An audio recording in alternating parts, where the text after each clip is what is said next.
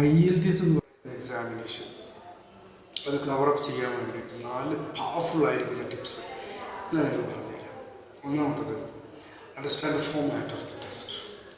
IELTSൽ 4 മൊഡ്യൂൾസുകളാണുള്ളത്. ആ 4 മൊഡ്യൂൾസും വ്യത്യസ്ത തരത്തിലുള്ള ക്വസ്റ്റ്യൻ ഫോമാറ്റുകളാണ് ഫോളോ ചെയ്യുന്നത്.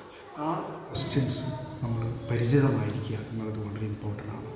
രണ്ടാമത്തത്, എപ്പോഴും നമ്മൾ ഫോക്കസ് ചെയ്യേണ്ടത് ആക്യുറസിയാണ്. പ്രത്യേകിച്ച് സ്പീക്കിങ്ങിലും റൈറ്റിങ്ങിലും ആക്യുറസിയാണ് ഫോക്കസ് ചെയ്യേണ്ടത്. സ്പീക്കിങ്ങിലാകുമ്പോൾ നമ്മൾ കൂടുതലായിട്ട് ഫോക്കസ് ചെയ്യുന്നത് ഫ്ലുവൻസിയാണ്. ഫ്ലുവൻസി തലക്ക് പിടിച്ചതുകൊണ്ട് നമ്മൾ ഫാസ്റ്റായിട്ട് ഇംഗ്ലീഷ് സംസാരിക്കാനാണ് പലപ്പോഴും ശ്രദ്ധിക്കുന്നത്. അതിനപ്പുറം ആക്യുറേറ്റ് വേർഡ് ഉപയോഗിക്കാനാണ് നമ്മൾ പരമാവധി ശ്രദ്ധിക്കേണ്ടത്. പിന്നെ വരുന്നതാണ് ടൈം മാനേജ്മെൻറ്റ്. എല്ലാ മൊഡ്യൂൾസിനും അതിൻ്റേതായ ടൈം ഷെഡ്യൂൾസ് ഉണ്ട്.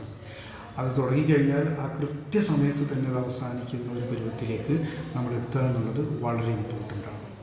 And the fourth one is lexical resource. Build a strong vocabulary is very important in IELTS. Then comes practice with legitimate feedback. നല്ല ഫീഡ്ബാക്ക് വേണം. അതെന്തെന്ന് വെച്ചാൽ നമ്മൾ പ്രാക്ടീസ് ചെയ്യുന്നത് നമ്മൾ തന്നെ അസസ് ചെയ്യുന്ന രൂപത്തിലേക്കാവരുത്. മറിച്ച് ഒരു ട്രെയിനറുടെ മുമ്പിലിരുന്നു കൊണ്ട് അവർ എന്താണ് ഇതിൽ കമൻറ്റ് ചെയ്യുന്നത് എന്നുള്ളത് വളരെ ഇമ്പോർട്ടൻ്റ് ആണ്.